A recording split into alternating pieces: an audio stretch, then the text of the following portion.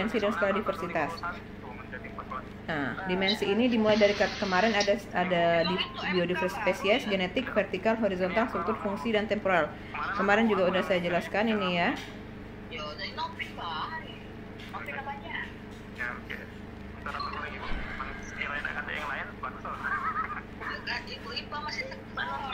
Nah, dimensi spesies ini kita akan berbicara dengan jumlah spesies yang berbeda dalam satu sistem. Ketika ada sudah spesies yang berbeda, kita masuk ke tingkat dimensi genetik. Di mana dimensi genetik ini kita berbicara suatu sistem, tingkat spesies antar spesies. Lebih dari satu spesies kita berbicara tingkat dimensi ya, genetik. Nah, contoh ini genetik. Dia sama-sama burung tapi ada jenis-jenis yang berbeda, ya. Kemudian setelah itu dia akan masuk ke dalam, ketika dia sudah lebih dari satu strata, dia akan masuk ke yang namanya dimensi vertikal, ya. Biodiversitas vertikal artinya dia sudah ada beberapa strata, baik itu tumbuhan maupun hewan. Nah, ini contoh landscape diversity-nya.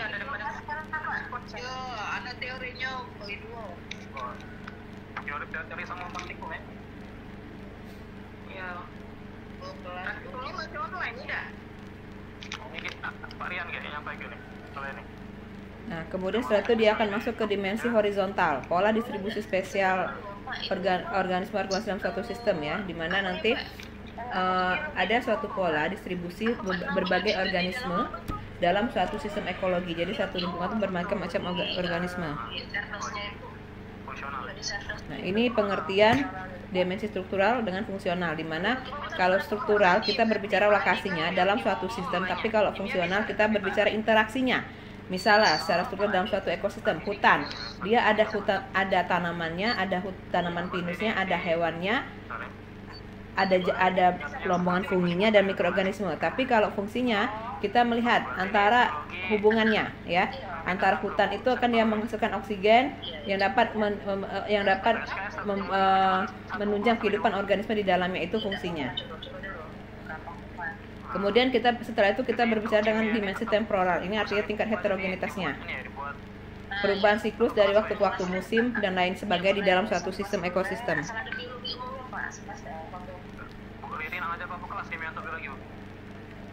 Nah, jadi skala diversitas itu ada kita sebut alfa, beta, gamma.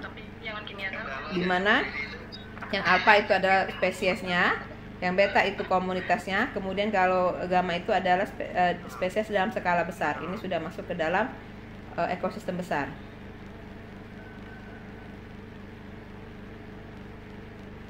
Nah, ini contohnya ya.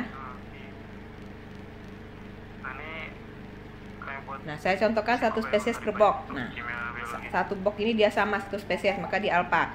Tapi kalau dia 3 macam bok, sudah 3 ini ada satu tempat, sudah beta, sudah tinggi, ya. Maka dia ada yang hijau, ada yang merah, ada yang biru. 2 tambah 6, 7 tambah 1, 7 tambah 10. Nah, bagaimana proses suksesi dan perubahan diversitas itu?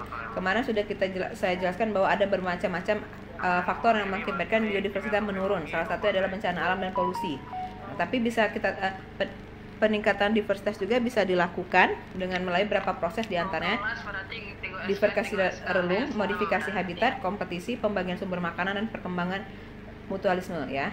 Jadi ada 4-5 konsep ini yang bisa kita terapkan untuk meningkatkan diversitas dunia.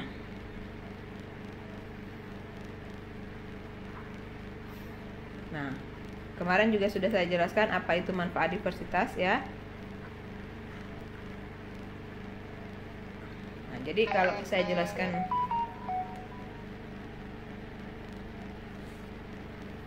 secara diagram, jadi yang namanya biodiversitas itu dia dapat berupa, dia ada di lingkungan ya. Dia berupa soil, micromet, animals, vegetarian, non-crop atau crop. Kemudian dia mempunyai siklus di sini, ada perception dan modifikasi. Kemudian kemudian dia ada yang namanya konservasi. Konservasi ini untuk apa? Untuk menekan risiko dan untuk mengurangi timbulnya kepunahan. Kenapa biodiversitas penting? Nah, dia bisa berupa, dia adalah sumber makanan kita, obat-obatan, pekan, serat, getah, berwarna. Budaya kita pun jadi dari biodiversitas, ya. Jadi mengajar ekologi tumbuhan. Dia bisa dibuat peralatan rumah tangga. Jadi apapun yang kita gunakan ini adalah sumber daya alam. Sumber daya alam itu adalah biodiversitas kita, ya. Putri, Handayani dan Biomed ada total 9 SKS. Ini ada berapa? Nah, secara agroekosistem ada beberapa manfaatnya. Ini manfaatnya, ya. Kemudian Utari. Mikrohabitat. Untuk Utari total 13 SKS. Berarti ini sudah selesai. Sebentar ya.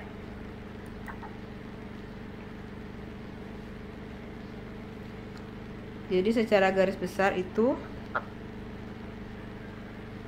kalau agroekosistem dia sebagai keanekaragaman mikrohabitat mengurangi gurma, mempertahankan predator ini untuk di hutan, ya. Nah, untuk pengembangan diversitasnya ini yang bisa dilakukan. Materi ilmu tanah ini MK angkatan 2020 ya. Itu apa Semester sih? 3. Itu ada 2 kelas, kemudian toksikologi, ini MK angkatan 2019 1 kelas. Kemudian pengantar ilmu lingkungan, ini MK angkatan 2020 3 kelas. Jadi total SKS Bu Tari 13 SKS. Pengantar ilmu tanah itu apa dalamnya? Bu Tari. Oh, Pengantar ilmu tanah itu apa sih ininya, intinya dalam mata kuliah itu? Ya belajar tanah, praktikum tanah, hitung kan. Enggak, maksudnya apa? Maksudnya itu apa Pak subnya di situ? Pengantar ilmu tanah itu tentang ini unsur-unsur tanah, nanti biologi tanah segala macam. Oh. Tuker sama Bu Lini, ration organik tanah, kiranya ya gitulah. Oh, apa karena disertasi aku pakai tanah, napin kau unjuk aku tanah plok napin ya? Ya, kalau memang FE kan, FE di tanah. kalau memang backgroundnya oke, tidak masalah sih. Ini lu apa namanya? Aku kurang paham juga sih untuk isinya secara detail, tapi ada di silabus yang untuk ininya, apa namanya? Untuk rincian mata kuliahnya. Jadi ini gimana kita buat tadi? Oke. Oke dulu. Oke. Oke. Nah ini buat tadi tidak berminat apa untuk MK ini? Tiga merah. Tiga itu ya kayaknya Bu Tari. Apa Pak? Tiga merah. Nah ini kan 3 MK merah ini belum ada ini ya, ini belum ada dosen pengampunya. Mana 3 mata kuliah merah? MK merah. Entomologa, matematika. Matematika itu kayaknya. Hari. Fisika itu kayaknya Bu Tari. Nah, Mana buka mana mata kuliahnya? Itu di Pak. mana? Mana udah kelihatan? Geser ke slide up, geser ke ini kamu tuh, nah layar kamu tuh. Oh ini. Nah, Entomologi itu apa? Kutu-kutuan itu Pak Irham itu. teranggul.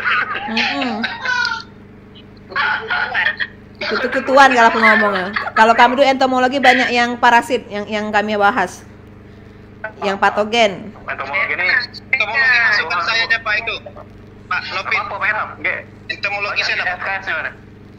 Apa Pak entomologi tapi ya? Entomologi tapi. Ego kelas lah Pak. Jangan banyak-banyak. Bagi aja Pak kita Pak. Bukan Lopin yang ini. Gimana? Karena materinya cuma Pak Irham ini urutan 1 entomologi. Ya aku sekelas aja setelah aku sekelas Ilham sekelas atau Ilham sekelas kan. Nggak tahu sekelas lagi siapa. Nah ini entomologi Pak Ilham ya. Buat 1 kelas dulu Pak ya. Ya, entomologi.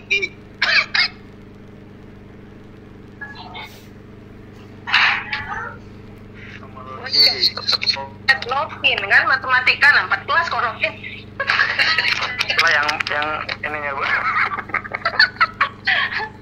Itu matematika sudah. Oke ya, kita lanjut ya.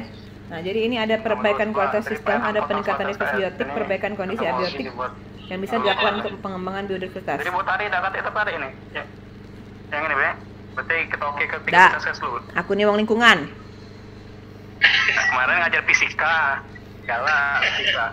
Ya terserah nak kok. Kemarin. Dak lagi. Makasih. Kalau kimi aku nih kimia lingkungan, kalau nak kimia laju mana yang lain dak doai. Kayak kamu laju bermasalah akreditasi laju kayak. Nah ini Kemudian pengembangan ya. Nopin Teristiandi. Nah, total Mama 7 SKS. nopin tuh ya. Ya udah bisa aku nih nampil ke videonya. Ngapo kau tojo itu, mbek laga lo mata kuliah tuh dak apa-apa beramal.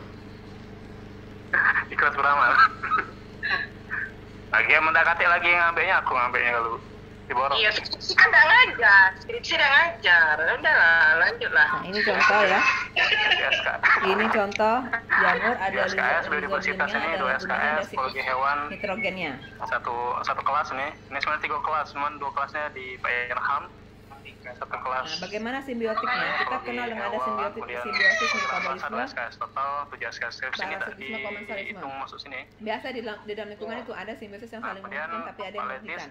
Bagaimana dengan merugikan kalau dia bersifat parasit? Jadi Ngaku ibu terganti lagi tuh. kalau dia parasit berarti dia akan menumpang hidup dari makhluk hidup lainnya. Kemarin katanya Udah galak. Tukar sama ekologi di pesisir tak mau. Nah, Bu Robi bae ngajar Bu Robi bae ngajar tanah, aku ngajar bakteriologi. Kultur jaringan, Bu. Tuker, Bu. nah, benar tukaran. Kemarin ini masukan dari Pak Tondi kan kemarin katanya pas SA Bu Robi nak ngajar bakteriologi. Iya. Oi, Pak Bu Robi tuh Gila aku pesisir dengan aku enggak apa-apa. Ini sebelumnya Pak Awal nih bakteriologi ini. Jangan itu Mana kita sama ke Pak Awal juga jadi nunggulan saya Pak Awal ya. Jangan, Meledak Pak Awal. Ibu dah itu. Bu Robi tuh kasih kala ilmu tanah tuh nah. Biar kagak anak-anak tuh diajarinnya muat ini muat apa itu nah. Kemarin Bu Robi aku biokonservasi Bu ya. Nah, kemudian kita ke teknik peningkatan diversitas dalam sistem pertanian ya. Observasi. Contoh pola tanaman ada nama Kepang Sari. Nah, di pertanian itu ini untuk Pernah aja mana biodiversitasnya. nih bagusnya? Nggak dirubah Pembukaan lahan pertanian kembali. satu Biokonser kan kelas boleh. berapa kelas? Cuman sekelas cuman Biokonser. biokonservasi. Iya. Nah, sehingga ada yang namanya bersama aku main nah kimia nah Bu. Baca dah megang kimia. biokonservasi ya. Lagi dulu. Gitu.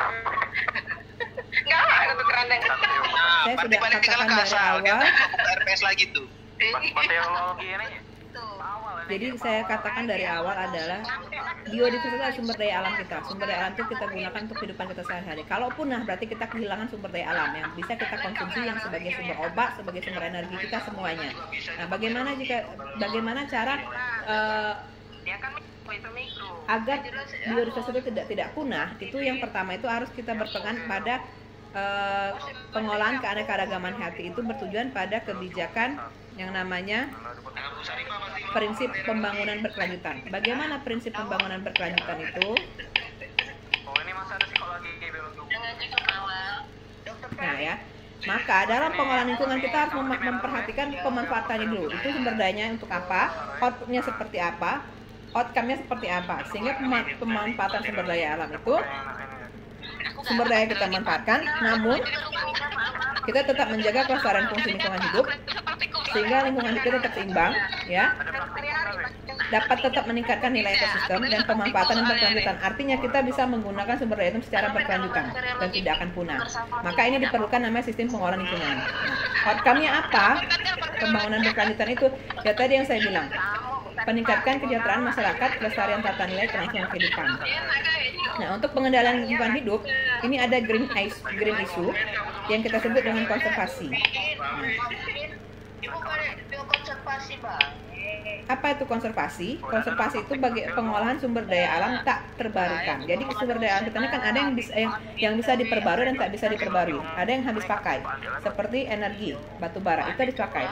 Maka kita harus memikirkan bagaimana cara menggunakan energi itu dengan sehemat-hematnya, dengan seefisien mungkin sehingga dia tidak habis, ya. Nah, harus bijaksana untuk menjamin kesinambungan ketersediaan dengan tetap memelihara meningkatkan kualitas serta keanekaragamannya menurut Undang-Undang Nomor 32. Ya. Nah, pengawetan SDA meliputi kelestarian keanekaragaman hayati, efisiensi penghematan, pelestarian tata nilai, ya. Ini yang dapat kita lakukan. Nah, tujuannya pengolahan keanekaragaman hayati itu adalah menjamin kelestarian keanekaragaman jenis makhluk hidup mulai dari tingkat spesies, genetik, ekosistem itu tetap terjaga. Kemudian walaupun kita memanfaatkannya, diharapkan nanti penyediaannya cukup dan terwujud asas pembagian keuntungan yang adil. Nah, arah kebijakan konservasi hayati itu adalah meningkatnya kepedulian pelestarian hayati, sosial dan pencerahan, mengurangi menghentikan laju kerusakan, meningkatkan pemberdayaan, meningkatkan pemanfaatan, implementasi of 3 goals of the conservation of biological diversity, implementasi dari strategi biodiversitas Indonesia. Nah, itu yang harus kita perhatikan, ya.